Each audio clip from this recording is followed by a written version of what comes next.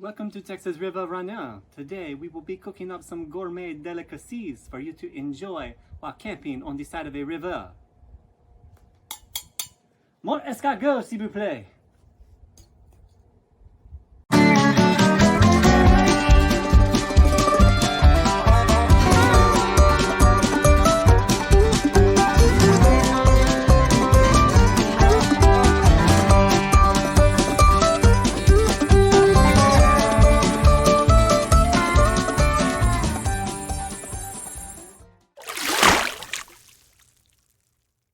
Hello everybody, thanks for watching Texas River Runners. On this episode we're talking about food, the kind of things that you might want to bring on your next canoe trip camping on the side of a river.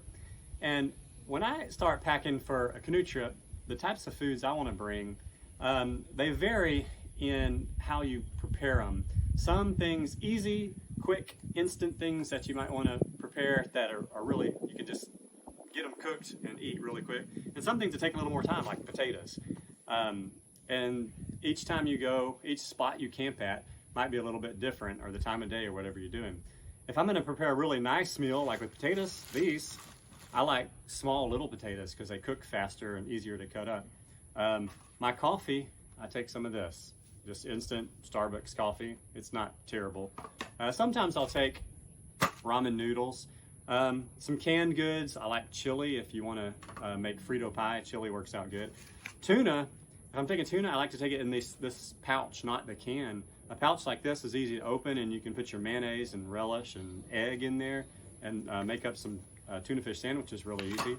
Or some kind of pre-mixed rice type food, like there's a jambalaya, rice-a-roni, things like that all you have to do is put in a pot and boil. Those kind of things work out good. But I thought it would actually be more helpful to see what a menu looks like. So let's head on over to a computer and look at a menu that I would prepare for a multi-day canoe trip. Ready? Let's go. So here is an example of a 4-day, 3-night canoe trip menu that I've prepared in the past. And it'll start with, you can see what I do here. I start with a menu, breakfast, lunch, and dinner for each day. So here's my Thursday morning, and this is typically the day where we're going to be putting in. So on this particular trip, we drove. It was far away from home that we drove the night before and ended up camping out. Actually, we slept in the truck that night. But so we got up in the morning before we put in the river, and I just had some cereal and milk and some fruit and things to eat before we took off to the river. And so in that case, the cereal and milk I just left behind, or we ate it all up before we got to the river. But the rest of it is on the canoe trip.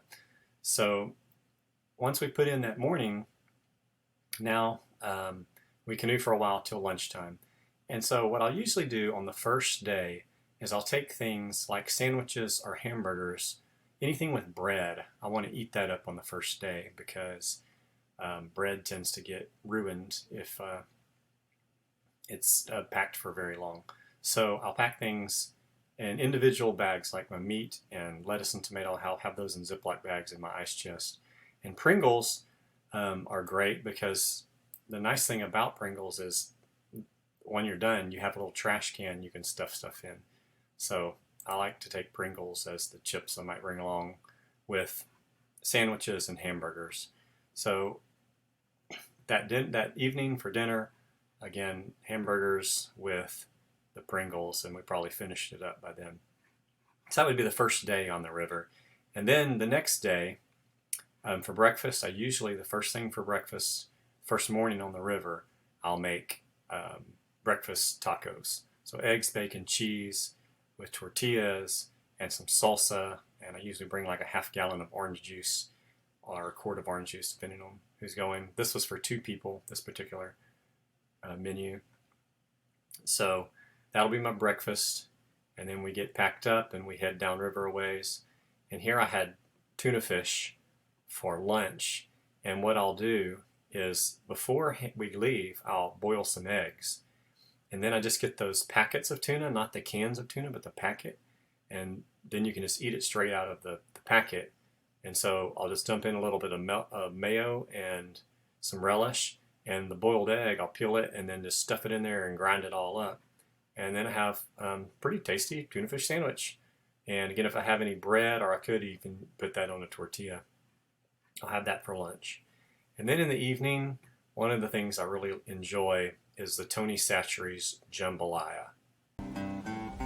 Jambalaya, crawfish pie, filet gumbo. And it's good to throw a little sausage in there. That makes it really good. So the next day, I'll have breakfast again, and oatmeal is a good breakfast. So I usually don't bring enough eggs and bacon for more than one meal, but oatmeal is easy to pack with some maple syrup, or sometimes I just use the instant oatmeal packets, but the regular quick oats is a little better, and you can just make that up with some maple syrup and maybe some raisins too. I don't have it on here, but some raisins go good in your oatmeal. And then for lunch here, I just Ritz crackers, cheese, and salami, so pretty light lunch there. And then for dinner on this night was a really good dinner. We grilled steak and made my famous Cajun potatoes. How y'all are? I'm glad for you to see me, I guarantee. Today, we're going to be making my famous Riverside Cajun potatoes. Now, before we start cooking, let me just tell you a little story.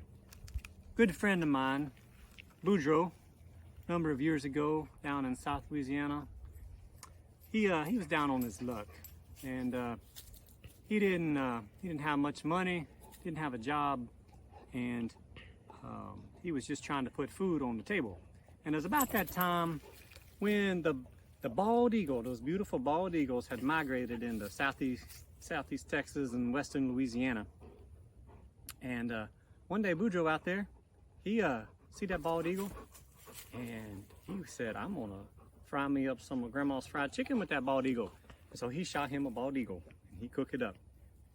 Now, what he didn't know, the game warden got word of what he'd done, and the game warden came and picked him up, and he had to go before the judge. And but he told the story about him being on hard times, and that judge, he had sympathy on Boudreaux. And I said, Boudreaux, I know you're just trying to put food on the table, so I'm gonna let you go. And so Boudreaux, he said thank you, and he walked out of the courtroom. But as he's walking out, that judge said, Boudreaux, hey, one question. What's that bald eagle taste like? Boudreaux, he looked back and he thought for a minute, and he says, oh, about like a spotted owl. Well, this ain't no spotted owl, I guarantee. So what I found to be the best type of potato for my Riverside Cajun potatoes are these little ones like this. Now, you don't have to peel them, and they taste some more better. And you just want to cut these things up into about 1/2 to 3/4 inch pieces, and put them in a pot like this and boil them for about 3 to 4 minutes. That's all you want to do. You want to just start to get them soft. And then we transfer them into the frying pan and cook them up. But the first thing you want to do is to boil them. So once you get these potatoes to boiling, you want to just again boil them for just a few minutes, just till they start to get a little bit soft. And that way they be ready for the frying pan. Ooh-wee, they're boiling good now. Now, once you got these potatoes softened a little bit, then you can take that pot there and set it to the side, and then get your frying pan. And now you want to put about 3 or 4 tablespoons of butter in there. That make it real good. And then you take your potatoes and you put them in the frying pan here, like so. Yeah, come on here, potato.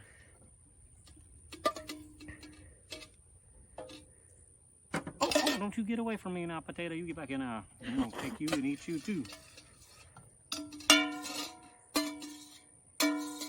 All right, so now we got our potatoes in here, and we'll get the fire going. Yeah, there we go. And now you put on your Tony Chachere's. You put it on there good now. Put your lots of Tony Chachere's on that potatoes. Ooh-wee, it's smelling good already. All right now. And then you just cook them up until that butter gets all melted and they get it fried up and the potatoes get good and soft. just the way you like them.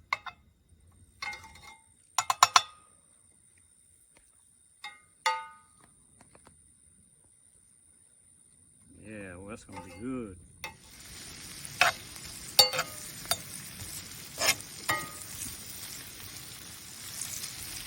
Oh yeah, it's looking good right here.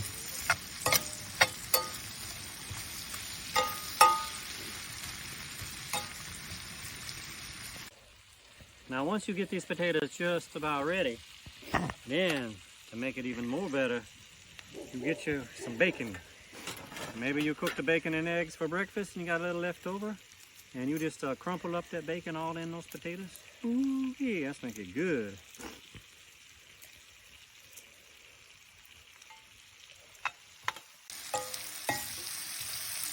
Yeah, that bacon just adds just the right touch to make it more flavorful. All right, that's looking just about done right there. So once you got your potatoes just soft enough the way you like them, then they're ready to go. You ready to eat some potato? It's looking good. I'll tell you what. Now the potato is gonna go real good with some grilled steak, or really anything else that you might want to cook on the side of the river. And let me get my camping fork out and let's try these potatoes. Let's see how they go. Ooh-wee. That's good right there, huh? Now on the last day, I'll begin with, you see her having oatmeal again. Frito pie is a great lunch. You just a bag of Fritos, a can of chili or two, and some cheese, and that makes a great lunch. And usually after lunch is when we'll be taken off the river. Other food, I have my other food list, just things like fruit, some things I might want to drink, some granola bars. Usually have granola bars for a snack that you can eat while you're canoeing or anytime. And my coffee and water and salt and pepper. So that is the basic list of food that I would take on a 4-day canoe trip. And as I've showed in my other video on how to pack, I usually have a big camp box and then a small box. And I'll spread out this food, depending on what it is, between the 2 camp boxes and the ice chest. And that's basically it. Oh, other than I use my menu to then build a grocery list that I can then take to the grocery store a day or so before I leave and buy all the groceries I need to take on the trip. Very helpful to have a prepared menu before you leave so that you don't miss anything and you don't forget some sort of food, especially on a longer canoe trip. You want to have everything you need to eat for the whole trip. Thanks for watching, everybody. I hope this episode has given you some good ideas of the kind of things you might want to eat on your next canoe trip. After talking about all that food, I'm kind of hungry. So, well, bon appetit.